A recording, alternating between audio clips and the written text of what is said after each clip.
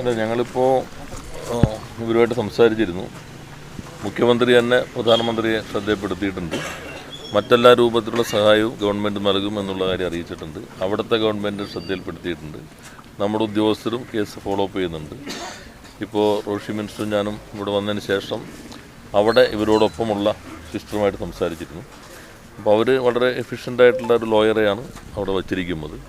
അപ്പോൾ അത് വേറെ ലോയറുടെ കാര്യത്തിൽ മറ്റേതെങ്കിലും സഹായം വേണമോ എന്ന കാര്യം ഞങ്ങൾ ചോദിച്ചിരുന്നു. അപ്പോൾ അത് വേണ്ട, നല്ല ലോയർ തന്നെയാണ്. കുട്ടികളുടെ പാരൻസ് അവിടെ ഉണ്ട്. പാരൻസിന് കുട്ടികളെ കാണാൻ ഇതുവരെ സമ്മതിച്ചിട്ടില്ല. അതാണ് ഒരു തടസ്സമായിട്ട് നിൽക്കുന്ന ഭാഗം എന്നുള്ളത്. അപ്പോൾ അതിന് ആവശ്യമായിട്ടുള്ള ഒരു സഹായം വേണമെന്നാണ് അവർ അഭ്യർത്ഥിച്ചിട്ടുള്ളത്. അത് വീണ്ടും ഞങ്ങൾ അവിടുത്തെ സംവിധാനവുമായിട്ട് ബന്ധപ്പെടുന്നുണ്ട്.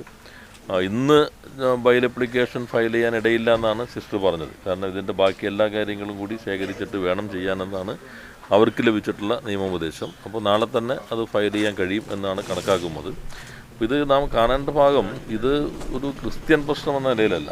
നമ്മുടെ രാജ്യത്തെ ഭരണഘടന മതവിശ്വാസം പിന്തുടരുന്നതിനും മതവിശ്വാസം പ്രചരിപ്പിക്കുന്നതിനും മൗലിക അവകാശം ഉറപ്പു നൽകുന്നതാണ്. ആ അവകാശം ഭരണഘടനയുടെ മൗലികാവകാശങ്ങളിലൊന്നാണ്.